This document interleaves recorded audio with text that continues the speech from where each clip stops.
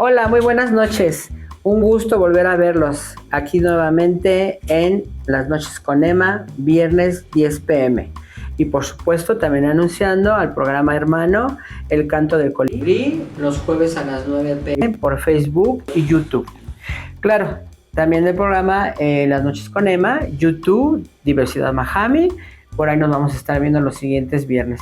Hoy tengo una invitada de súper lujo, una invitada súper especial, una mujer empática con población LGBT, una hermana, una amiga, una confidente. Nos vemos en unos momentos más para entrevistarla.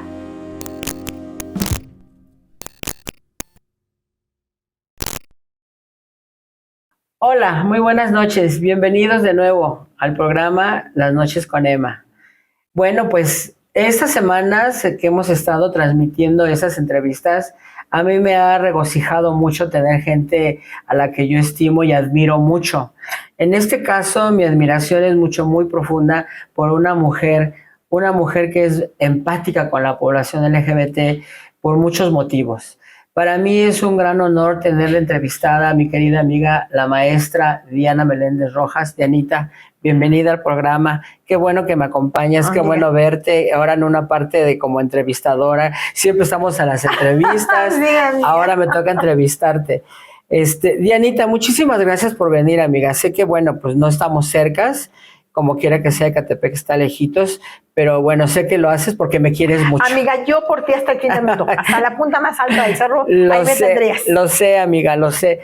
Dianita, ¿cuántos años tenemos de conocernos? Híjole, ma, yo creo que como 10. Como 10 años, como ¿verdad? 10 años. Sí, 10 años. Fíjate que algo que platicabas el otro día en alguna reunión, decías que tu familia te preguntaban mucho por qué tenías esta empatía por la población LGBT, que si a lo mejor tú eras lesbiana o que si eras bisexual. Y yo, desde que te conocí, por 2-3 cosas que platicamos, yo supe por qué tú eras tan empática con la población LGBT. Eres una mujer que tiene todas las academias del mundo, que es una mujer súper preparada, una mujer inteligente, pensante, humana, pero aparte, también mi querida amiga Diana Meléndez viene de un historial de abuso. Sí, amiga. Viene de un historial pues lo que todas hemos vivido, esta discriminación por X circunstancias. Y a mí eso es lo que me hace pensar que tú seas tan empática con las poblaciones que hemos sufrido este tipo de violencias. Sí. Fíjate, amiga, que yo, como muchas de nosotras, como tú, como muchas de las personas que nos están viendo, soy sobreviviente de violación. A mí me violaron cuando yo tenía 11 años y yo lo disasocié. Por esa razón después me hice especialista en abuso sexual y doy acompañamiento a mujeres en situación de violencia sexual. Cuando a mí me ocurre la violación, yo se lo dije a mi hermano mayor. De hecho, el sujeto era un amigo de mi hermano, algunos años mayor que yo, como 10 más o menos. Yo tenía 11 años, pero yo me desarrollé muy rápido. Yo tenía unas boobies así grandotas, no es por dárselas a decir, pero una tenía una gran boobie, y otra una estaba buenona. Se los juro, se los prometo. Y entonces, bueno, pues no me veía como una niñita de primero de secundaria, me veía mayor. Y bueno, el sujeto, porque finalmente la situación que tiene que ver con la violencia sexual es un abuso de poder. Más allá de un tema que está relacionado con un acto sexual, es un tema de abuso de poder.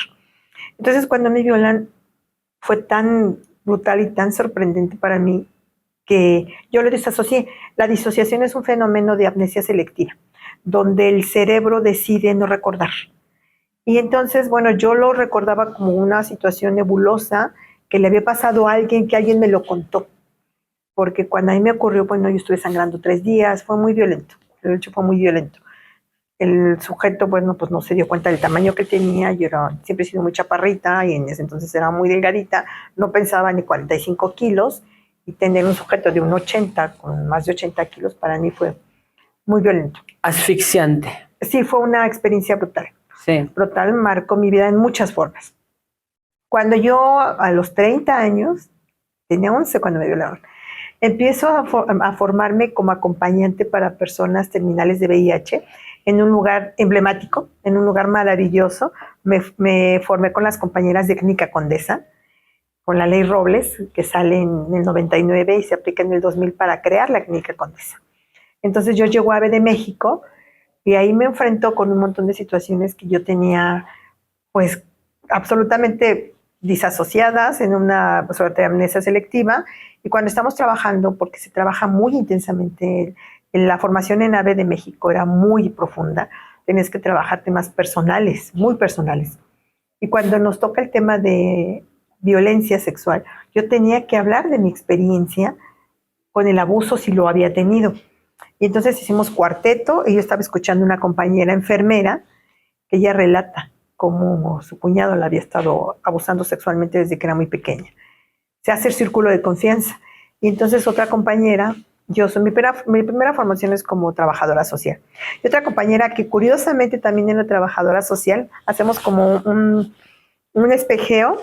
Ella dice, no, pues yo fui muy feliz en la infancia, fue una niña muy querida, muy cuidada. Y yo, remembrando a mi papá, yo decía, pues sí, pero el tema que estaban ellas tocando era incesto. Y pues yo jamás en la vida pensaría en incesto, ¿no? Para mí era como una pesadilla terrorífica hablar de incesto. Pero cuando otra de las compañeras dice, a mí me violaron en la calle, un sujeto que me jaló, me cayó un 20 como si me hubieran dado un mazazo en la cabeza. Dije, ¿te violaron? Y me di cuenta. Dije, no, no lo soñé. No era algo que yo veía como en una tercera dimensión. Sí me violaron.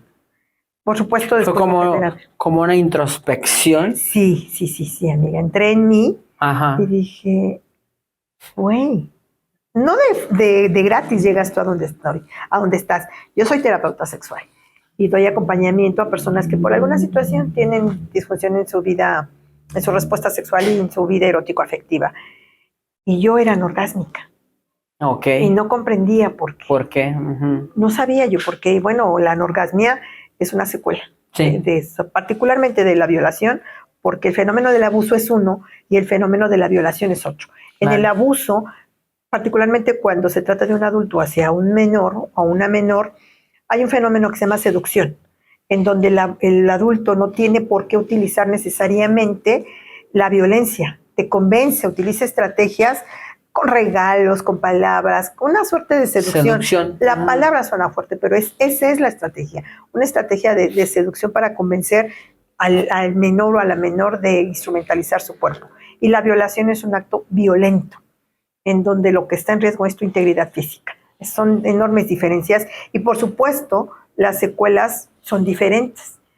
Y particularmente cuando es un tema de violación, lo que generalmente vas a encontrar va a ser anorgasmia, o dispaurenia o vaginismo. ¿Qué es dispaurenia? La dispaurenia es el dolor en la penetración. Ya.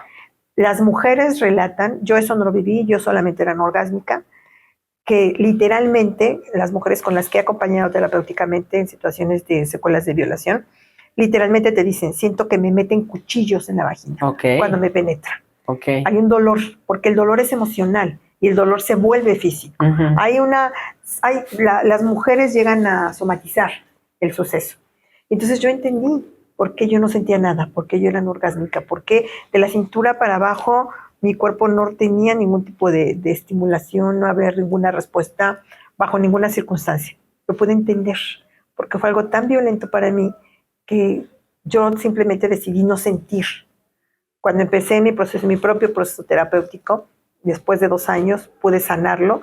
En la distancia perdoné al sujeto, no le deseé ningún mal, y me pude sanar. Y le quité el poder que él tenía sobre mí, porque las personas que sobrevivimos a violación, el sujeto que te viola tiene el poder de vivir en ti durante muchísimos años, décadas de tu vida, y que generalmente va a provocar secuelas. Van de lo emocional a lo físico, intentos de suicidio, cutting, te metes en situaciones de violencia de pareja, adicciones, depresión. Es decir, hay un montón de secuelas en todas las esferas de la vida de las mujeres y también de los hombres. Violados, sí. Amiga Bella, ¿y también hiciste el perdón correspondiente al hermano que no te creyó? A mi hermano tardé más en perdonar lo que crees. A mi hermano te puedo decir que lo perdoné apenas hace como 10 años. Ok. Porque cuando yo le dije a mi hermano lo que me había pasado, me dijo, cállate, es mentira y eso no pasó. Y no le digas a nadie. Y como era mi hermano mayor, pues yo no le dije a nadie. Ujú. Y tardé más en perdonarlo a él que a mi depredador sexual. Porque él era mi hermano. E hipotéticamente él tendría que haberme cuidado. Defendido, incluso. Ujú. Y ese día que sucedió, el tipo le dio las llaves de su coche para que mi hermano se fuera con la novia a dar una vuelta y quedarse solo conmigo. Y ocurrió todo. Y cuando mi hermano llegó, yo estaba muy lastimada. No sé qué le habrá dicho el sujeto, pero mi hermano sabía que yo no estaba mintiendo. Él sabía que yo no mentía. Ok. Para mí fue muy doloroso y tuve mucho resentimiento, pero el proceso terapéutico me ayudó mucho, porque resentir significa volver a sentir. Eso Sí. significa resentimiento. Sí. Entonces, cada vez que yo veía a mi hermano, sentía como inclusive un dolor en el estómago. Volví a tener esa sensación de cuando yo le dije cuando tenía 11 años, ya siendo una mujer, ya siendo una adulta. Y ya con el paso del tiempo, dije, bueno, al final mi hermano tenía 19, yo tenía 11, éramos un par de estúpidos. Y supongo que la intención de mi hermano nunca fue dañar. En ese entonces. Y ahora sé que la intención de mi hermano nunca fue hacerme mal. Estaba tan asustado, supongo que como yo. Por lo que las consecuencias que pudieran venirse con mi papá o con mi mamá. Así es. Que él me puso. Que donde me incluso violaron. él podía haber sido hasta afectado con la Sí, familia. porque yo tenía 11 y mi hermano tenía 19. Sí, tenía una obligación. Uh-huh.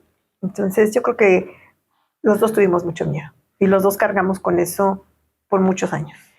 Amiga Bella, y a partir de esta fracturación que tienes en la vida y que después tienes la oportunidad de reconciliar, de hacer los perdones, de trascender, eso te forma como una persona todavía más humana y empiezas a ver la problemática en otras gentes. Por supuesto. Y dices, yo quiero estar en esto. Por supuesto. Fíjate que cuando me estaba formando en AVE de México, seguramente muchas personas conocen a una mujer trans del Istmo de Tehuantepec, que en una escuela en Sudamérica, en Centroamérica, hasta lleva su nombre. Mi primer acercamiento con las mujeres trans fue ella. Fue la primera vez que yo conocí a una mujer mushi. Y en algunas de las técnicas eran técnicas de terapia de choque en AVE de México, porque tú tenías que trabajar con personas terminales de SIDA. Entonces no podías llegar a sufrir y a pobretearlas. Tenías que tener coraza. Y en una técnica que se llamaba Rapunzel, todas nos teníamos que quitar la ropa. Uh-huh. Porque eran 2 equipos. Y entonces cada quien tenía que formarse con su ropa, irnos quitando las prendas que traíamos, y quien generara la cola más larga, como Rapunzel, iba a ganar. Entonces algunas sí terminamos con las boobies de fuera, y esta mujer Mushe no quería. Era muy jovencita ella, muy jovencita. No quería quitarse la blusa. Y yo recuerdo que ella fue en ese momento víctima de un acto tan violento. Dentro del espacio de contención que teníamos, un sujeto, un compañero gay, le quita la blusa a fuerza y la deja desnuda con su faldón. Ella ya se había quitado parte de las enaguas, solo tenía su faldón, y le quita la blusa. Y cuando le quita la blusa, la rasguña. Y ella no paraba de llorar. Yo sentí tanta rabia y tanta impotencia. Dije, ¿por qué no me lo hizo a mí? Yo tampoco me quería quitar la blusa. Y él nunca se acercó a decirme a mí, quítatela. En este momento, quítatela.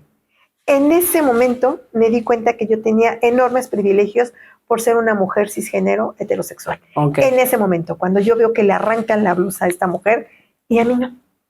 Y a mí no. Y yo, sin que me dijera nada, me quité la blusa, me quedé en brasier. Y dije, ¿por qué no vino conmigo? Cuando yo al mismo tiempo dije, yo no me quito la blusa, yo no me quito el brasier, aunque perdamos. La forma en que ella fue violentada, cómo la vi llorar, ella se tira al piso y llora y se cubre con muchísima vergüenza. Su vergüenza fue mía. Uh-huh. Yo sentí tanta rabia que dije, entonces ellas valen menos. ¿Por qué yo valgo más? Para mí eso fue un golpe de realidad a la que yo nunca me había enfrentado. Okay. Yo no había estado en este lado en donde yo no había podido identificar mi espacio de privilegios. Yo estaba casada, era profesionista, tenía un hijo, trabajaba, tenía mi cuota social de la heteronorma cubierta. y yo no me había tomado conciencia de que yo tenía un espacio de poder, después de ver lo que le hicieron a ella. Esta situación que tú vives provoca en Diana Meléndez que dice, quiero saber más, Sí. quiero conocer más, Sí, quiero establecerme como parte de estas personas, y ahí empiezas a conocer la diversidad. sí. Porque bueno, sabemos que las chicas muchas no se asumen un género, Ajá. simplemente son muchas, Sí. pero ¿en qué momento empiezas a conocer, por ejemplo, mujeres trans, mujeres lesbianas, en Ave de México? En Ave de México. Porque ahí, bueno, lo más común eran hombres homosexuales. No, bueno, era de verdad, ahí así había un tema de, bueno, la comunidad gay era como, y también ahí me doy cuenta de que había dentro de la propia diversidad sexual estadios de poder. La comunidad gay era la que prevalecía. De hecho, en esa época, el director de Ave de México, es un hombre muy reconocido, que ahora se encuentra viviendo en Suiza, que también tenía mucho poder. Y los hombres gays, que fueron mis profesores, tenían mucho poder. Y la directora académica, a la que le tengo un profundo cariño, era una mujer lesbiana. Pero a pesar de que ella, la directora académica, ella se encargaba de construir el mapa curricular, porque ella era una profesora de primaria primero, y después ya ella se sigue preparando y se hace profesora a nivel superior. El mapa curricular del diplomado, ella los hacía. Es decir, todo lo que nosotros veíamos curricular y académicamente, ella lo hacía. Y ella lo elaboraba, pero ella tenía un papel dentro de la organización tan mínimo, tan por detrás de las caras de los gays. Como un club Toby. Era un absoluto club de Toby. Okay. Era un absoluto club de Toby. Yo tuve maestros, fui muy afortunada, creo que nunca se volvieron a reunir esa cantidad de maestros. Uno de mis maestros fue uno de los mejores sexólogos, no solo de México, sino de América Latina y parte de Europa, Juan Carlos Hernández Meijuero, que este año murió. Por él me hice sexóloga, por él ya no pude soltarlo. Okay. Él es el mejor teólogo de la sexualidad que ha existido en este país. Y entre ellos son Oscar Chávez Lanz, Javier Lizárraga. O sea, a mí me tocaron... Javier Lizárraga, el maestro. El maestro. Okay, sí. Me tocó como profesor también en Ave de México. Y creo que nunca jamás se volvió a reunir esa plantilla porque eran los mejores de los mejores de los mejores. Sin embargo, eran hombres. Yo veía la presencia de las mujeres lesbianas, esta mujer tan brillante detrás de bambalinas, y la jefa del área de psicología, también un poco tras bambalinas, aunque tenía mayor presencia esta mujer lesbiana, una doctora en psicología, que después fue mi terapeuta, por cierto, ella me sacó, también un poco tras bambalinas. Entonces yo como heterosexual veía y decía, ¿por qué estos cotos de poder? ¿No se supone que son personas que están viviendo el mismo tipo de marginación? Te hablo del 99-2000, el mismo tipo de exclusión. ¿Qué pasa? Entonces yo volteaba para un lado, volteaba para el otro y veía discriminación de este lado, discriminación de acá, machismo, misoginia, racismo, clasismo. Y entonces la cabeza me daba vueltas. Yo creo que mi época de AVE fue una época brutal. ¿De crecimiento?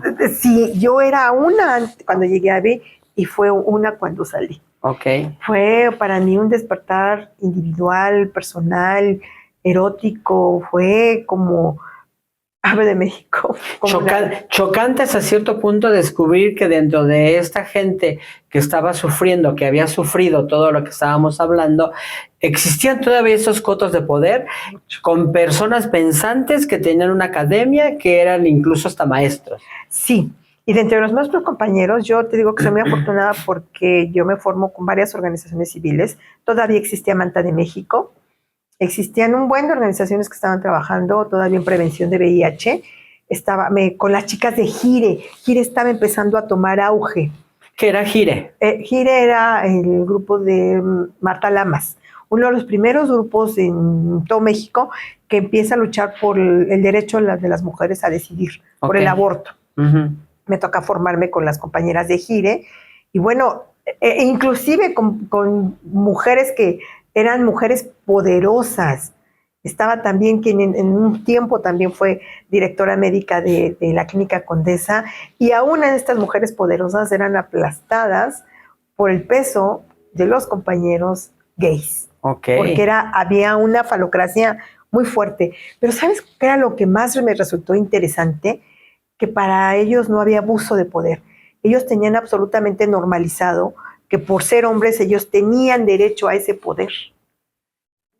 Cuando tú puedes ver el fenómeno por fuera, ves todas las aristas, te das cuenta de los actores sociales y cómo van interactuando entre ellos y cómo las mujeres vamos siendo relegadas. Y debo presumirte que el mejor promedio de ese año fui yo, porque bien. soy siempre una ñoña, he sido siempre una ñoña. Entonces, fue una ceremonia muy bonita. Cuando terminamos, nos respaldaba la Secretaría de Salud, teníamos como AVE de México, eran las organizaciones que tenía mucho peso. Y al ser yo el promedio más alto, pues la que sale el promedio más alto es la que tiene como la oportunidad de dar un breve discurso, ¿no? Y aun cuando yo estaba preparado algo especial para decirles que ellos me habían cambiado la vida, que estar ahí en ese espacio me había ayudado a encontrarme, a encontrar un sentido a mi profesión, a un sentido a mi vida y a poder perdonar cosas que traía yo cargando y que me contaminaban. No lo dije. Lo único que yo recuerdo, y te estoy hablando de hace más de 20 años, fue que dije, yo espero que en algún momento, en espacios como estos, haya una verdadera equidad e igualdad. Qué fuerte. Que a nadie le cayó muy bien porque los aplausos fueron mínimos, pero yo tenía que manifestar que yo había visto una enorme desigualdad de género marcada dentro del espacio de personas de la diversidad. Qué terrible. Y para mí amiga, fue un choque. De esa época para acá, ¿has visto que esto se ha deconstruido un poco? Ya se ve. Yo creo que sí. Sí. Pero sigo viendo. Es que, ¿sabes? De repente, dentro del espacio del privilegio, una puede ver las interacciones con los agentes sociales con unos lentes diferentes. Sí. Porque yo no estoy involucrada, pues. Es decir, yo puedo, y no tengo esta mirada científica de ninguna manera, porque no son mis sujetas ni mis sujetos de estudio, bajo ninguna forma. Pero el interactuar, de repente, entre los espacios gays, los espacios lésbicos y los espacios trans, son absolutamente diferentes. Inclusive hay antagonismos que yo sigo observando. Okay. Dentro de los grupos gays es el gay que es el que se ve muy jotito, el que se ve muy machito, el clasismo que prevalece y que en las mujeres lesbianas, ¿qué crees? No lo puedo observar de la misma manera. En los grupos de mujeres lesbianas yo sí observo que sí se crean redes. No ocurre lo mismo con los hombres gays. Yo he visto que las relaciones de pareja de las mujeres lesbianas son como más acordes, como más plantadas, como más reales, como no tanto como las personas trans y las personas, los hombres homosexuales. ¿Tiene que ver con eso también? Yo creo que tiene que ver absolutamente con una construcción binaria. Eso. En donde las mujeres lesbianas han sido construidas desde un rol de género que las hace cuidadoras, que les designa actividades socialmente constituidas por su genitalidad y que cuesta mucho trabajo desmontar. Y entonces con esta premisa tú construyes relaciones, como dijera Bauman, relaciones más sólidas. Eso. En una sociedad donde todo se consume, inclusive se consume el sexo, y al consumir sexo consumimos personas. Entonces, las personas somos consumibles y se vuelven objetos, no sujetos. Y esto ocurre en personas trans y en personas gays. En personas lesbianas se construyen relaciones más sólidas. Ok. Y esa parte yo creo que todavía tendremos que seguirla viviendo y entendiendo cuál es la razón. Porque en las mujeres lesbianas yo tengo amigas que tienen 15, 20 años de relación y no hay que aplaudirles. Tú y yo acabamos de estar en un evento en donde se aplaudió porque una pareja tiene 6 años junta. Se les aplaudió porque ¿qué pasa con nosotros cuando las personas, independientemente de nuestra identidad, de nuestra expresión, de nuestra orientación, qué pasa cuando estamos buscando una pareja? ¿Qué buscamos? ¿Acompañamiento? ¿Buscamos placer? ¿El deseo nos mueve? El sexo nos lleva a algún lado. ¿Hacia dónde queremos ir con el sexo? Y entonces yo no lo sé, tendría que preguntárselos a los compañeros gays, ¿qué buscan cuando buscan sexo? A las compañeras trans, ¿qué buscan cuando buscan sexo? Porque con las compañeras lesbianas yo sí lo he podido preguntar. Y he obtenido respuestas en donde todo está correlacionado, muchas veces con un modelo de pareja absolutamente heteronormada, pero donde sí hay una búsqueda de un proyecto de vida. Ok. Donde hay una construcción, inclusive de maternar juntas. Eso. Y en los hombres gays, el compromiso está relacionado con mis niveles de deseo. Y en muchas mujeres trans también. Entonces, por eso yo no hago compromiso con mis novios.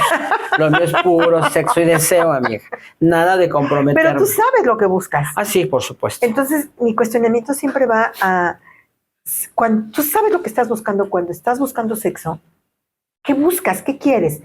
¿Es deseo? ¿Es acompañamiento? ¿Es resarcir un poco la soledad? ¿Es llenar un vacío existencial? ¿Qué buscas? Sí. Y a lo mejor se vuelve una pregunta muy existencialista, pero si no las tendríamos que hacer. Sí, bueno, yo de joven, todas mis relaciones, yo te lo he dicho, yo te lo he platicado, yo amaba más al tipo entre más grande tenía el pene. Ajá. Entonces yo entendí en un momento que yo no buscaba ni siquiera el acompañamiento. Lo mío era una cuestión de allá adentro, que había una soledad, un vacío, sí, y lo quería llenar con un penezote. Sí. Entonces, porque yo incluso ni la cara, yo me fijaba en eso y nada más. Ahora entendí que yo no necesito nada de eso porque yo me siento bien conmigo misma. Y ellos lo único que hacen es mis requerimientos sexuales. Claro. Eso ya lo puedo ver ahora. Necesidades fisiológicas que tú llenas. Exacto. Pero tú tienes claro. O sea, tú no estás equivocada porque tienes esa claridad. Pero ¿cuántas mujeres trans tienen esa claridad? Sí, no. ¿Cuántas están? Y yo, mira, el tema de repente de la libertad sexual, a mí me parece un tema que se debe seguir poniendo en la mesa, porque todas las personas tenemos absolutamente el derecho de cogernos a quien se nos dé la gana. Pero si tú estás teniendo continuamente encuentros eróticos y no hay afectividad, ¿te sientes cómoda? La pregunta es, ¿tú te sientes bien? Y si tu respuesta es sí, cógete a medio mundo. Pero si tu respuesta es no, detente un poco. Detente un poco. Sí. E igual con los compañeros gays. Cógete a quien quieras. ¿Te sientes bien? ¿Te sientes cómodo? ¿Sientes que en ese momento estás llenando un vacío o solamente es deseo? Y si es solo deseo, bienvenido, porque el deseo mueve. Okay. El deseo y la lujuria nos mueven. Y es muy normal, muy natural, muy humano. Muy humano. El deseo y la lujuria, parte de. Sin embargo, vamos como perdiendo perspectiva y estas respuestas asertivas desde la inteligencia emocional no aparecen.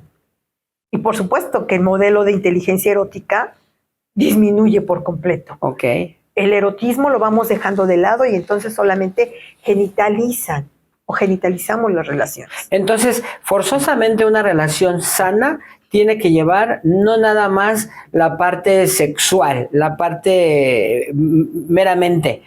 Tiene que haber un erotismo, tiene que haber un conjunto de situaciones que no tienen que ver nada más con la metida. Exacto. Tiene que ver con otras cosas para que podamos decir, tengo una relación sana con esta persona. Mira, yo creo que el concepto de una relación sana es unilateral. Cada persona tiene diferentes necesidades. Cada persona somos un mundo. Sí. Tenemos una historia. Aquí estamos varias personas en el estudio y tenemos miles de historias que contar. Tú tendrías que cuestionarte cómo te sientes tú. Si te hace feliz meterte a Tinder y tener un encuentro sexual con una persona y no te genera un vacío, bien por ti. Pero si después de ese encuentro sexual tú tienes esta sensación de ¿qué hago aquí? ¿Quién es? Ok, no me llenó, no quedé satisfecha o no quedé pleno. Puede estar guapísimo, me encantó, tiene un pene gigantesco, delicioso, pero me siento vacío. Entonces detente, porque entonces eso no te está satisfaciendo a ti. Y entonces ahí hay otra cosa que hay que investigar con una terapia. Tendrías que averiguar qué pasa contigo Sí, yo no creo en el concepto de promiscuidad como tal. Okay. De acuerdo con la OMS, el concepto de promiscuidad habla de que una persona, para considerarte promiscua, tienes que tener 50 parejas sexuales por lo menos en un año. Si las tienen, bien por ustedes. Sí soy un poco promiscua. Qué afortunados, qué afortunadas. Pero eso te hace sentir bien, Emma. A ti sí, tú no necesitas nada porque tú eres plena contigo. La vida te ha dado tantas experiencias porque tú amaste, tú te enamoraste. Sí, y en esa búsqueda de amor romántico, las personas tenemos dos formas de involucrarnos en pareja. Tenemos una pareja que es la pareja funcional y la otra que es la pareja fusional. Cuando tú te fusionas con la otra persona, entonces tú dejas de ser tú y te vuelves una extensión de la otra persona. Y cuando tú eres una pareja funcional, eres una persona que está con otra persona y funcionan los dos. Funcionan. No hay medias naranjas. No hay medias naranjas. Perfecto. En una relación hay 3 elementos. En una relación no solo hay 2. Eres tú, la persona con la que estás y la relación que se construye entre ustedes dos. Hay un tercer elemento, esa relación que se construye. Pero yo te estoy hablando de relaciones erótico-afectivas, en donde tú sexúas con la persona, tú coges con la persona, pero también platicas con ella, pero también tienes espacios de esparcimiento, pero también tienes quizá un proyecto de vida con esa persona. Sí, de acuerdo. Has pensado pasar tiempo con ella, no vas a hacer planes a 20 años. Ya los jóvenes ahora, ya una mujer de más de 50, se da cuenta, tengo alumnos muy jóvenes, en donde su proyecto de vida ya no es casarse, ya no es... Pero me dice, ¿sabes qué, maestro? Pues yo tengo mi novio y nos vemos, no tenemos planes de casarnos, pero yo me siento cómoda con él. Y se la pasan bien. Nos pasamos bien. Pero si de repente sale alguien, yo no le digo que no. Okay. Y entonces ahí me parece muy coherente que si tú no tienes un contrato de exclusividad sexual con la persona, tú tengas libertad y autonomía sexual. Por eso el tema de la promiscuidad yo siempre lo voy como cuestionando y digo, bueno, ¿qué tan promiscua puede ser la libertad? Si a ti te genera placer, si tú te sientes plena, adelante. Yo creo que las personas venimos al mundo con un objetivo, a ser felices. Sí. Y tú tienes que sentirte feliz en el momento, en el espacio, en lo que tú estés haciendo. Eso te tiene que generar felicidad. Pero si no te está generando felicidad, te genera displacer. Y si el sexo casual se vuelve displacentero, entonces detente. Amiga, en esta búsqueda de las personas que bueno, no voy a decir buscamos, las personas que buscan esta persona con quien pasársela bien, con quien estar bien, con quien tener una relación, y no lo logran ni con una, ni con otra pareja, estas personas definitivamente tienen que buscar una ayuda terapéutica. Por supuesto. Porque estamos viendo que nada los llena, nada los complace. Tiene que ver también con heridas de la infancia. Por supuesto. Todas las personas vamos a tener huella de abandono. Okay. La gran mayoría, yo no conozco y me incluyo a una sola persona que no tenga huella de abandono. Y la huella de abandono tiene que decir, está muy correlacionado con una teoría que se llama la teoría del apego de Bowlby. Estos apegos que vamos construyendo desde que somos lactantes, desde que sentimos que somos cuidadas o no las personas, que nuestras necesidades básicas al llorar han sido satisfechas. Amiga, entonces esta historia de que el feto siente que si lo quieren abortar, ¿puede ser real? No, ¿verdad? No. La huella de abandono se va construyendo en la medida de que, de acuerdo con las teorías del desarrollo, vámonos solamente a Piaget, las personas vamos construyendo, antes de construir memoria a largo plazo, vamos construyendo emociones a corto plazo. Entonces, si un niño o una niña o un niño llora y ese llanto no es compensado ni con cambio de pañal, ni con la mamila, ni sobre todo con el calor. Ya sea la mamá. John Bowlby tiene una particularidad. Él era disidente de la escuela freudiana porque John Bowlby dice, el vínculo se construye no solo con la madre, a diferencia de Don Freud, que él decía que solamente el vínculo se construye con la madre. No, Bowlby va más allá y dice que el vínculo se construye con la persona que te cuida. Por eso vamos a encontrar personas que tienen un gran apego con las abuelas, con las tías, con la vecina, con la comadre, con la señora de las tortillas, porque era la que lo recogía en la escuela, se sentía protegida la persona. Okay. Entonces, esa necesidad de cuidado y protección que no es satisfecha va a generar huella de abandono. Entonces, muchísimas de las personas que vamos en la adultez cargando con esta huella de abandono, tenemos relaciones fallidas. Pero no es que la pareja no esté satisfaciendo las necesidades, es que yo no sé cuáles son mis necesidades. Okay. Sí, desconozco incluso lo que me va a hacer bien o feliz. Claro.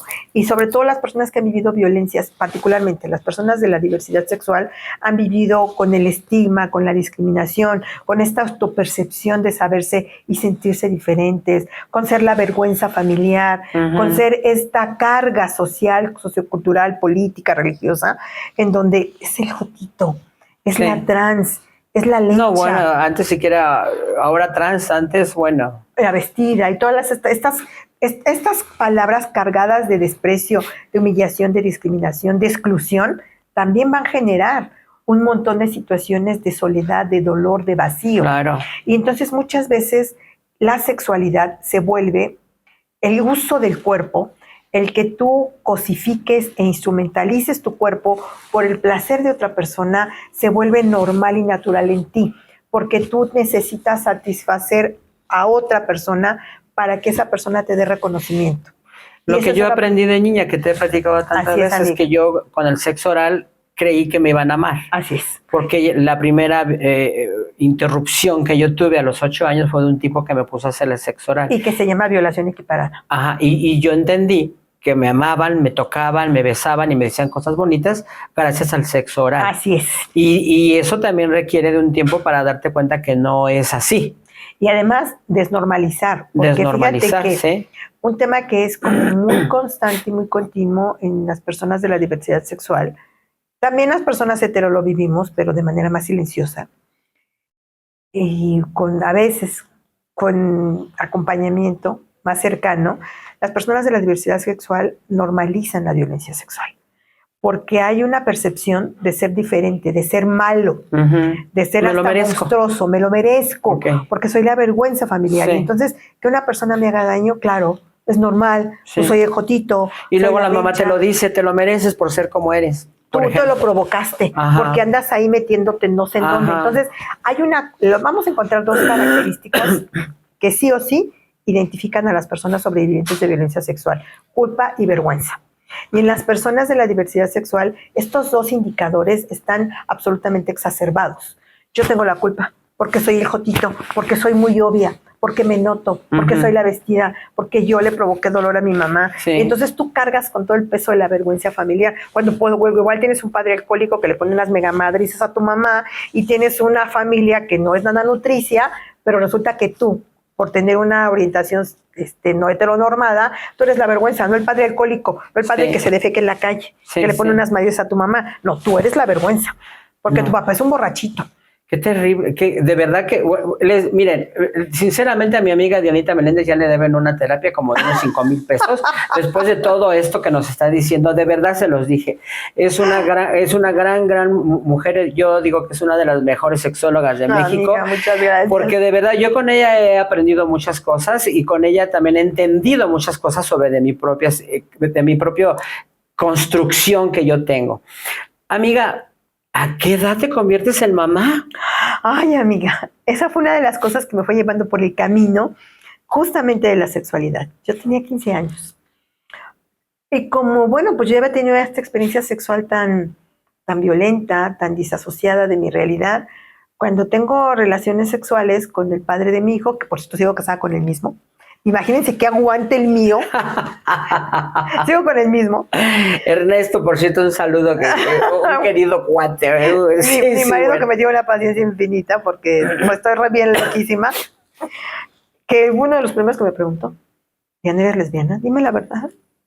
Y yo me moría de la risa cuando me hizo pregunta. Yo tenía como unos 35 años. Y me la hizo justo cuando acabamos de tener un excelente supercoito. Y yo volteé y le dije: ¿por qué me haces estas preguntas post-coito?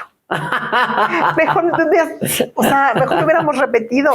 No, a mí me gusta el pene. Bueno, el tuyo, para que se sintiera bonito, ¿no? Sí, claro. Me gusta el tuyo, para que no se sintiera mal.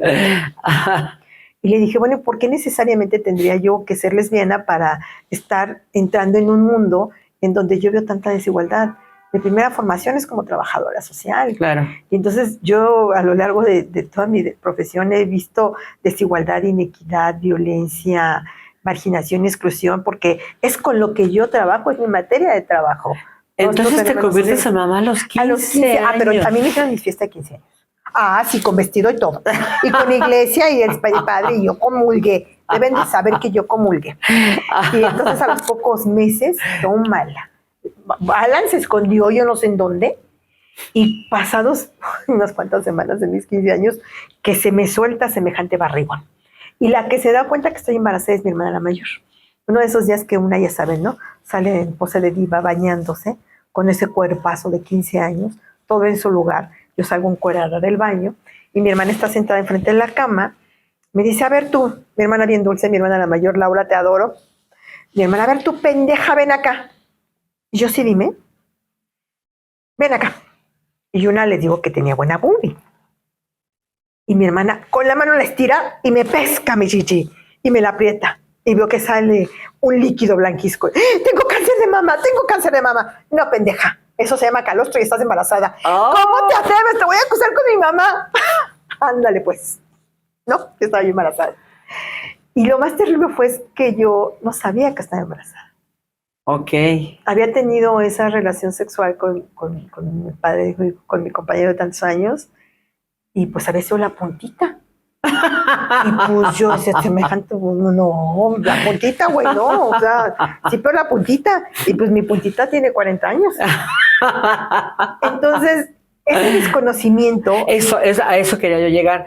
Parte de haber sido madre tan joven también te orilló a adquirir conocimientos para poderlo transmitir y decirles, cojan, pero no se embaracen. A fuerza, amiga, porque fíjate que pese a haber sido una madre adolescente, que fui el escándalo familiar, debes de saberlo, por parte de las dos familias extensas, mi familia de paterna extensa era muy tradicional. Mi abuelita era las que nos llevaba a la iglesia, y mi abuelita Carmen, que fue quería morir. Mi abuelita, ¿qué crees que le dolió?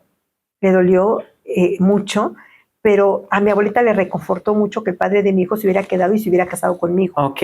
Yo creo que si amiga, se hubiera ido... Esto que dices ahorita me llega de repente, dices, a mi abuelita le dolió. ¿Qué es lo que le duele a las abuelas cuando sucede El eso? apellido. El apellido, porque ¿cómo te atreves? O sea, mi abuelita tuvo muchísimos hijos. Mi abuelita era una mujer de su época, era una matriarca gigantesca. Ya mucha parte de mi infancia, yo la recuerdo, en mis recuerdos más tiernos de la infancia es de plátanos fritos y arroz. Cuando yo huelo eso, recuerdo a mi abuelita en la cocina, guisándonos a toda la bola de nietos ahí metidos. Yo le tenía un cariño profundo. ¿Tu papá cómo reaccionó? Mi papá lloró mucho. Ok, pero no te golpeó. Jamás en la vida. Okay. Mi padre en su vida me tocó un cabello. Ok. Mi papá hizo de mí la mujer que yo soy. Me repitió tantas veces que yo era la más bonita, la más inteligente. Qué bonita. Y la mejor del mundo. Tanto me lo repitió que me lo creí. Cuando yo me embaracé, me dijo llorando. Eso se llama aumentar en los hijos la autoestima. Háganlo. Mi padre me hizo una mujer fuerte, una mujer resiliente, una mujer valiente. Y cuando yo le dije que estaba embarazada, yo ya no podía abortar. Mi papá me dijo, hijita, no lo tengas. No abortar a mi hijo, creo que fue lo mejor que pudimos hacer. Si no, no tendría el nieto que tengo ahora. Sí. Pero ya tenía casi 7 meses de embarazo. Y le dije, no, papá, ya no se puede. Mi papá lloraba y me dijo, pero tú ibas a hacer muchas cosas. Y fíjate que, insisto, soy una mujer muy afortunada. De 7 hermanos, soy la primera que tuvo un hijo a los 15, la madre adolescente, pero soy la que terminó la carrera, hizo 4 posgrados, 9 diplomados. He viajado por diferentes partes del mundo, soy una mujer muy independiente económicamente, soy una mujer muy libre y nunca fui la vergüenza de la familia después. Es muy reconfortante y muy rico al corazón que cada vez que mis primas me ven, me lo dicen, que están muy orgullosas. Qué padre. De que compartamos el mismo apellido y la misma sangre. Qué bonito. Mi abuelita lloró y me dijo, hijita, pero tú estabas muy chiquita, hijita. Y yo le dije, abuelita, él no se va a ir, me dijo, ya te quedaste sola. Y no, abuelita, él no se va a ir, él no se fue. No supo cómo hacerlo y yo tampoco, ya perdí en el camino. Claro. Me acuerdo que me platicas que ibas cargando al niño a la escuela. Yo me llevaba a mi hijo a mi escuela, Alan. Es un niño que toda la vida se la pasó entre libros, en la cineteca y con muchas personas, mujeres que eran fuera de mi familia, porque mi madre, sí, mi mamita hermosa me dijo, es tu responsabilidad. Y no sabes cómo se lo agradezco. Nada de que déjame del niño y vete. Jamás en la vida. Ok. Jamás en la vida. Fui la única de mis hermanas que crió a su hijo sola. A mí nadie me ayudó. Nadie. Lo hice sola. Mi mamá sí pudo ayudar a mis otras hermanas. A mis otras tres hermanas. Escuela, el chamaco, clases. Yo tenía 15 años y yo nunca, te juro que nunca añoré la adolescencia que se fue. Nunca, jamás, te lo prometo que yo nunca he sido de fiesta, soy muy ñoña. Siempre me gustó mucho la escuela. Y yo le dije a mi papá, papá, esto es una pausa. Yo te prometo que te voy a poner mi título en tus manos. Dame tiempo a criar a mi hijo. Y el tiempo llegó. Cuando Alan cumplió 15 años, ya sabes, la adolescencia brutal. Sí. Me dijo, mamá, me estás asfixiando. Y era una mamá sobreprotectora, muy sobreprotectora. Y entonces me dijo, suéltame, ya voy a entrar a la prepa, ya no soy tu bebé, porque ya hasta la ropa le escogía. Entonces el otro se rebeló y me dio una patada por el trasero. Y yo volteé para un lado, volteé para el otro. Yo ya trabajaba, tenía una carrerita técnica y dije, güey, regrésate a terminar la licenciatura. Ok. Y ya no paré. Okay. Ya no paré y me dediqué a estudiar, a prepararme. Y yo recuerdo que cuando le puse a papá el título de la licenciatura, mi papi, todo confundido, no se acordaba, pero yo sí. Okay. Le dije, ¿te acuerdas de lo que hablamos cuando yo te dije que está embarazada de Alan? Que me esperaras tantito. Esto es tuyo. Y cuando hice la primera maestría, y de eso sí tengo fotos, porque mi papi murió hace varios años y una parte de mi corazón murió con él. Y otra parte cuando murió mi madre. Y cuando estaba yo, fue mi examen en la UNAM, tuve la suerte de tener un jurado que no me destrozó, les gustó mucho mi tesis de la primera maestría, y justo eran secuelas psicoemocionales del abuso sexual infantil incestuoso en la vida adulta. Y una trabajadora social no le entra estos temas, pero yo sí. Y entonces fui tan afortunada que mi tesis de maestría se va al programa de estudios de género de la UNAM, que es súper elitista. Entonces, cuando me están dando la mención honorífica y soy aprobada por unanimidad de la maestría, mi papá estaba detrás de mí en el público y volteé y le dije, por el señor que está aquí atrás, yo estoy aquí parada. Y él no sabe lo que hizo, pero lo hizo muy bien. Qué bonito. Y mi papá estaba volteando para todos lados. Y la foto de mi papá está, mi hermana está llorando, mi hermana la mayor. O sea, es una foto muy hermosa porque mi papá no tiene ni la menor idea, pero yo estoy volteándome hacia él, le doy la espalda a mi jurado y estoy volteándome hacia él. Le digo, gracias por hacer de mí la mujer que soy. Y mi papá no supo lo que hizo, pero lo hizo muy bien. Y mi mamá, a su forma, tuvo una vida muy difícil, pero lo hizo muy bien. Porque si ella me hubiera criado a mi hijo, ella me hubiera ayudado, yo no hubiera sido la madre responsable que fui. Y no hubiera aprendido lo que aprendí. Entonces, mi mamá me hizo un enorme favor al no ayudarme nunca con Alan. Es lo que yo siempre les he dicho, de que se puede, y aquí están las mayores pruebas. Amiga querida, ahora eres abuela. Ay, sí, amiga. El hijo aquel que dijo que no quería tener hijos y que la paternidad era una carga, de repente, ¡puma!, se enamora de una chica 10 años menor que él y de la nada, una relación relámpago. Él tuvo una relación muy complicada en donde machetazo al caballo de espadas, él vivía mucha violencia. Y yo, especialista en violencia, no podía hacer nada. No podía hacer nada. Porque cuando se trata de tus hijos, mi hijo me ponía una barrera. Yo estaba viendo que ella lo violentaba de todas las formas posibles, físicamente, emocionalmente. Ella se embarazó sin consultárselo a él. Entonces, justo cuando ella se embaraza, esta chica, ya tiene algunos años, más de 10, me hago acompañante a mujeres en situación de aborto.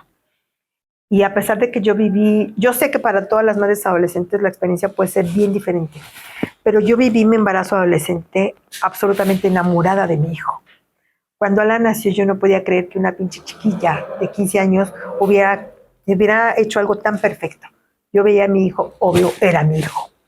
Hermoso, precioso, era un sol, todo güerito, hermoso, precioso. Yo decía, es que mi hijo es un sol. Y yo decía, ¿cómo pude hacer yo algo tan realmente hermoso y perfecto?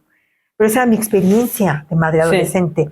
Por esa razón, yo nunca jamás añoré la adolescencia. Yo ya no supe lo que era una fiesta, no supe lo que era tener otro novio, lo que era arreglarte para salir con amigas. Este niño llenaba estos requerimientos. Sí. Él vino a llenar todo lo que yo tenía por llenar. En un momento quiero pensar que todos sus estudios van también de la mano con las promesas al papá. Por supuesto. Pero también tiene que ver la parte del deseo inherente de ayudar. Fíjate, amiga, que yo viví tantas situaciones tan complejas y las viví tan solas en una suerte de orfandad que yo decía, cuando yo pueda acompañar a alguien en un proceso doloroso, ahí voy a estar. Ahí voy a estar porque me hubiera gustado que alguien me acompañara.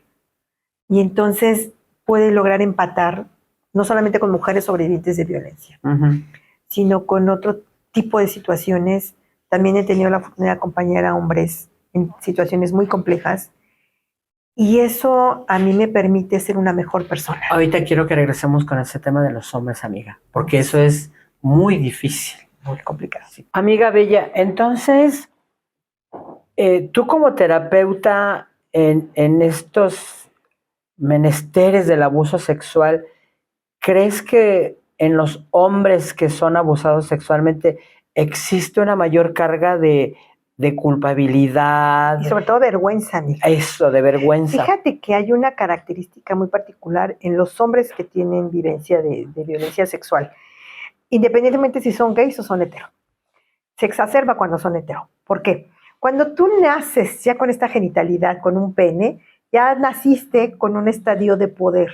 Acuérdate que estamos construidos desde un modelo falocéntrico y patriarcal. Es una construcción social. Entonces, cuando tú ya naces con un falo, ya tienes un poder, el poder de la falocracia. Y entonces, ese poder se te ve a ti anulado en el momento en que alguien te ataca sexualmente. ¿Por qué? Porque si te violan, evidentemente te van a violar vía anal. Y si te violan vía anal, ¿a quiénes violan? A las mujeres. Entonces te están mujerilizando. Te están bajando de este estadio de poder que te da la heteronorma y la masculinidad a este estadio de subordinación en donde todas las mujeres estamos colocadas en una sociedad patriarcal. Sí. Y entonces cuando te mujerilizan, te feminizan. Y al feminizarte pierdes poder. ¿Y no tiene que ver también con la idea de que por el ano solamente a los homosexuales? No. Esto es más un imaginario colectivo que está relacionado con una subordinación. Okay. Recuerda que la violencia sexual es un acto de abuso de poder que ejercen los hombres generalmente contra las mujeres. En tu historia de que tú has recorrido esto, sí hay muchos niños en este terrible. Sí, amiga, pero el tema y casi siempre los violadores son ¿quiénes? Generalmente no hay un perfil del depredador sexual, pero en el caso de infancias, de niños, cuando es una violación generalmente suele ser un desconocido. Cuando es abuso, sí suele ser una persona de la familia. Sobre todo alguien abuso cercano. y violación son dos cosas diferentes. Absolutamente diferentes. El abuso hasta dónde termina y la violación a dónde empieza. El abuso está desde el momento en que el niño es inclusive tiene 3, 4 años y está viendo a sus papás teniendo coito enfrente de él. Eso es un abuso. Ese es un abuso. Esa es una forma de abuso. El niño no tiene por qué ser expuesto a ningún tipo de sexualidad gráfica a esas edades porque le pueden impactar. No entiende lo que está ocurriendo. Exacto. Esa es una forma de abuso. Muchos padres, desafortunadamente, muchas familias en México viven en situaciones de hacinamiento. Y entonces no hay como... Lo perciben. No hay esta situación en donde el niño tenga su recámara. Y muchos padres, madres, duermen a los niños en la misma cama. Y entonces es muy común que ambos padres, hablemos de familias tradicionales, que ya son las menos, recordemos que hay por lo menos 11 tipos de familias en México, pero hablemos desde un modelo heteronormado. Desde que el niño es expuesto, inclusive a imágenes sexuales que él no quiere presenciar, la exposición a pornografía, el tocamiento, lo que te ocurre a ti, amiga, que es violación equiparada. Esos son tipos de abuso en donde per se no hay violencia. El niño recibe inclusive una gratificación, un dulce, una caricia, un apapacho, una recompensa. etcétera, porque es convencido de que no hable. E inclusive puede haber penetración en el abuso sexual, pero no es violación porque no hubo violencia per se. Okay. No hubo una violencia en donde el niño sea obligado. El niño es convencido. Entonces, cuando dicen, ay, es que lo violaron, no. Una cosa es violado y otra cosa es abusado. Sí. El niño fue abusado porque era un niño y abusaron de él. Así es. Pero cuando y ahí puede quedar implícito que, por supuesto, hubo penetración. Okay. Porque el abuso sexual se da con y sin penetración. Okay. Pero el abuso con penetración lleva una carga todavía. Dependiendo de la edad, fíjate. Okay. Dependiendo de la edad, porque dependiendo de la edad y la cronicidad, es decir, el tiempo que haya durado el abuso. Porque generalmente la violación suele ser un suceso que ocurre de manera aislada en una ocasión, si es un desconocido. Pero si es un abuso, va a ser una situación que se da de manera reiterada por un determinado lapso de tiempo.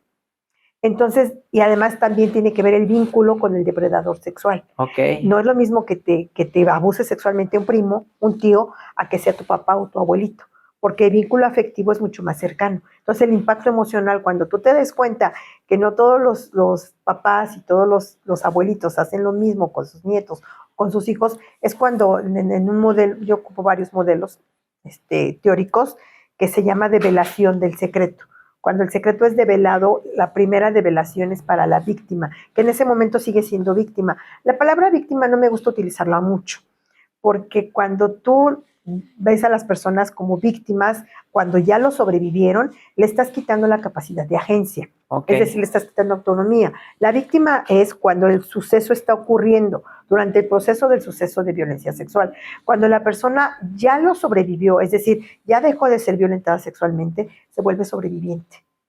Y en este país la violencia sexual mata, y también a los hombres. Por favor, revisen ustedes el informe que hace Fundación Arcoíris sobre crímenes de odio. Y en muchos crímenes de odio contra poblaciones LGBT, particularmente contra hombres homosexuales, hay violación sexual. Ok. Entonces, amiga, ya como para ir aterrizando, porque como siempre, de verdad yo me quedo con estos programas a la mitad. El conocimiento de mi querida amiga Diana, bueno, ya lo ven ustedes, de verdad que era como para otros 2 programas más. Pero ya como para ir aterrizando. Una persona que ha sido abusada, hombre, mujer, con la orientación que tenga, con la identidad que tenga, tiene todas las posibilidades de llegar a tener una vida. Por supuesto. Por supuesto. Fíjate que yo tuve un caso bien Aquí está la prueba, pero me interesa mucho la parte académica. Fíjate que me tocó un hombre que ahorita vive en Toronto y que él fue incestuado de los 4 a los 13 años por su tío. De los 4 a los 13. Yo entro con él, yo me diplomé también como terapeuta familiar sistémica, y cuando yo quiero hacer mi caso en terapia familiar para documentar a una familia que yo había notado con ciertas particularidades, cuando le estoy haciendo una entrevista, resulta que surge el tema de que él siempre supo que era gay. Y cuando me dice, yo siempre supe que era gay porque cuando yo le chupaba el pene a mi tío, yo tenía 4 años y a mí me gustaba mucho, así todas las alertas me sonaron como especialista en abuso. Le digo, cuéntame más. Y me empieza a relatar que el papá se fue, ya sabes, de esos papás que abortan, que se van por cigarros y ya no regresan. Uh-huh. La mamá tiene que venirse a México y él queda al cargo de la abuelita y del tío. Sí. El tío sustituía emocional, afectiva, económica, materialmente al papá. Pero en todo esto empezó a incestuar a este niño, que él lo vivió de manera, se oye terrible lo que voy a decir, pero en sus recuerdos, en su constructo, lo vivió amorosamente. Dice, él se esperó a penetrarme cuando yo ya tenía 12 años para no lastimarme. Yo le traté de buscar algún tipo de secuela, él estaba a punto de casarse, pues cuando surge, ya se desaparece la figura de sociedades de convivencia y aparece la figura de matrimonio igualitario, él se iba a casar.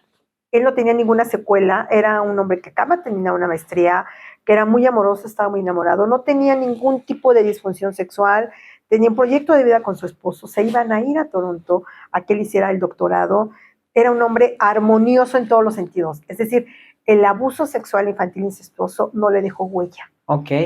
El tío muere en un accidente y él dice que la muerte de su tío le cambió la vida. Y fue cuando se dio cuenta que el primer hombre que había amado con toda su alma había sido a su tío. Entonces, cuando yo llego con el caso, se lo presento a mi maestra para diplomarme como terapeuta familiar. Me dijo, oye, no, tú le tienes que decir que necesita terapia porque fue abusado sexualmente. Espérame, yo no jamás le pondría una patología a una persona cuando no la identifico y cuando no existe. Claro. Hay muchísimos casos en donde las secuelas de la violencia sexual van a estar presentes o no. Y el hecho, yo no creo jamás en la vida, soy terapeuta y no creo que infancia sea destino. Puedes tener un montón de adversidades en tu vida, no. pero eso no está marcado. Sí, no. Tú decides, las personas tenemos en realidad libre albedrío. Tú no puedes echarle la culpa a tu mamá, al destino, al huracán. Un tiempo, un rato. Y luego después, Por a ver, supuesto. espérame tantito. Sí, Por pero supuesto. después de determinado tiempo, tú eres la persona que construye cómo quieres vivir. Entonces, cuando me dice esta maestra, Diana, le tienes que decir, tú eres especialista en esto, no le voy a poner una patología porque no le encontré ninguna. Él es un hombre sano, emocional, sexual y psicológicamente. Es un caso que me pareció maravilloso y lo pude documentar en mi tesis de la primera maestría. Lo pude documentar porque quería mostrar que no siempre hay secuelas y que no siempre las secuelas van a ser devastadoras. Y un mito que me parece importantísimo es que por ahí de repente el mito popular en el imaginario colectivo dice que un depredador sexual es porque ha sido agredido. No es cierto. No es verdad.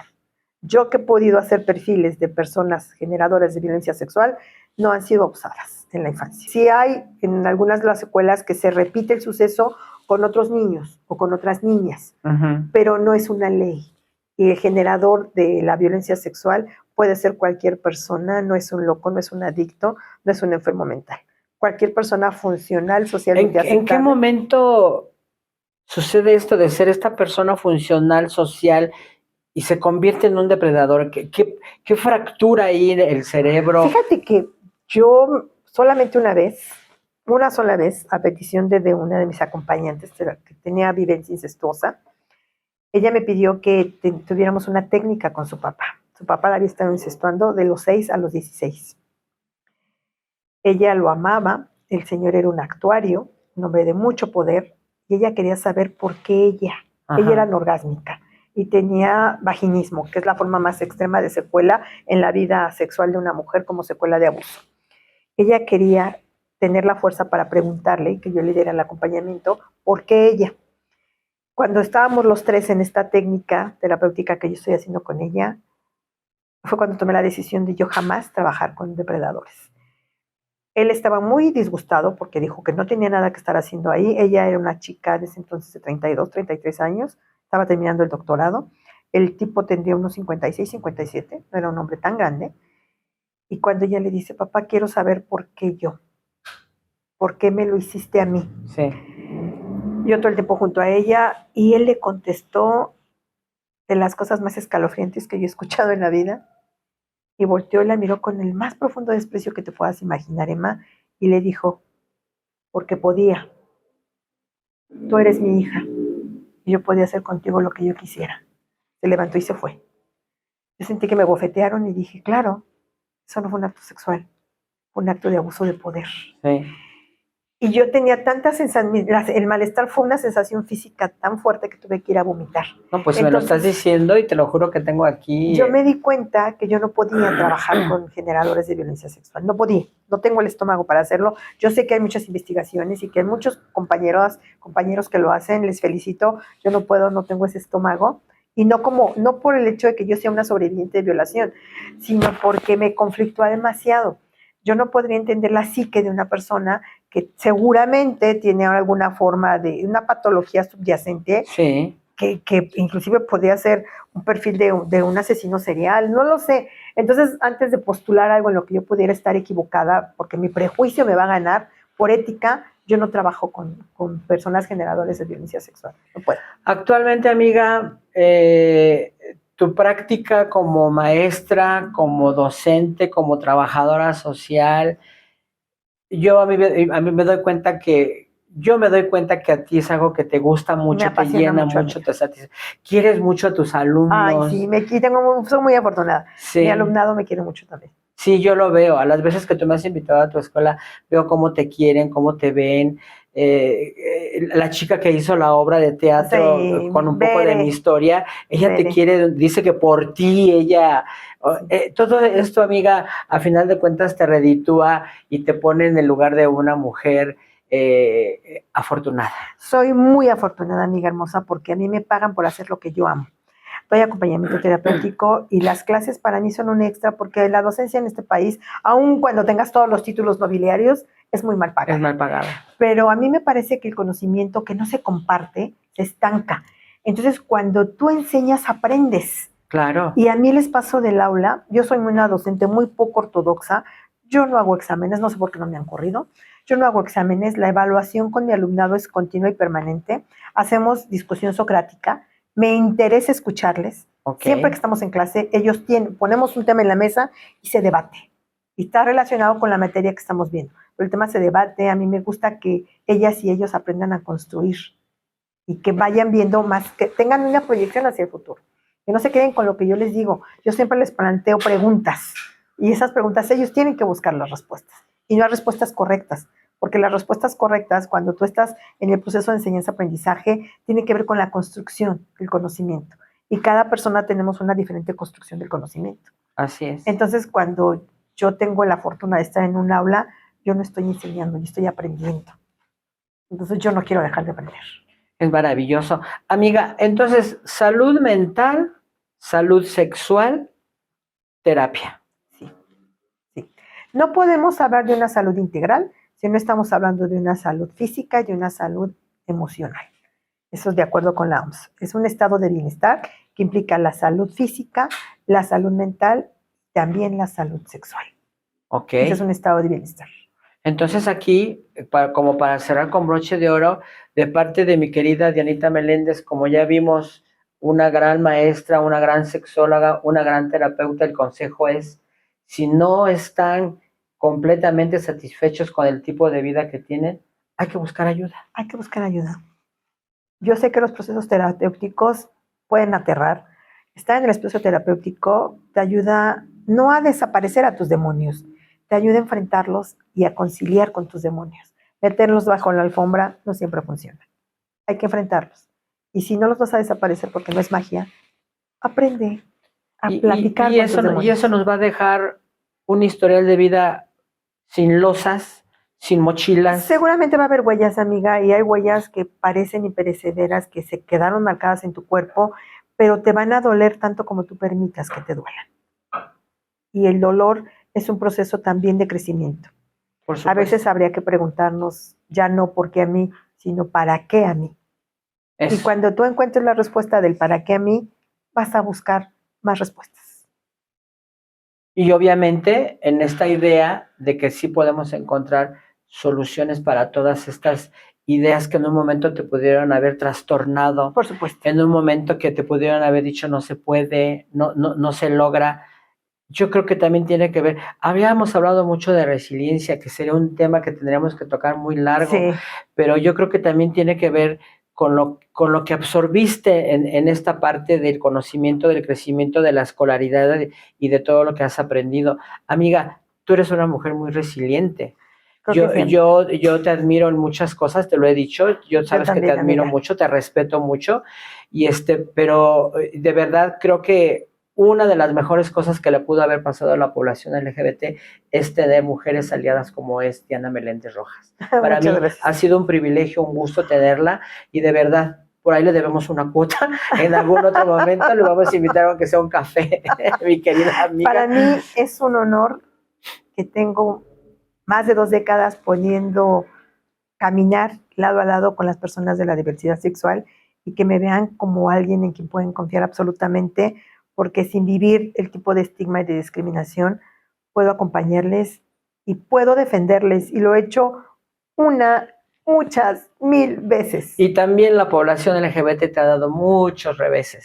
Sí, lo sé, amiga, pero han sido experiencias de vida. Sí. Han sido experiencias de vida, fueron personas que yo confié, yo amé, pero eso es un proceso de ellas. Si traicionaron, si lastimaron, no fui yo. Así es. Entonces yo acompañé, yo compartí, yo estuve ahí y estaré. Fuiste Está bien. amiga, fuiste maestra, fuiste mentora. Sí, ¿Qué más? pero si esas personas, pues por sus propios intereses particulares, decidieron que valía más la pena una traición, pues es proceso de ella, eso no es responsabilidad mía. Mi responsabilidad afectiva es lo que yo le di a esa persona y yo me quedo con eso, con eso. Esa persona que se quede con aquello y pudo crecer por mí, para mí es aprendizaje también. Así es. Muchísimas gracias. Nos vemos próximo viernes, 10 de la noche. Para mí, esta entrevista ha sido de lujo. Muchísimas gracias y hasta luego. Muchas gracias. Muchas gracias. Muchas gracias.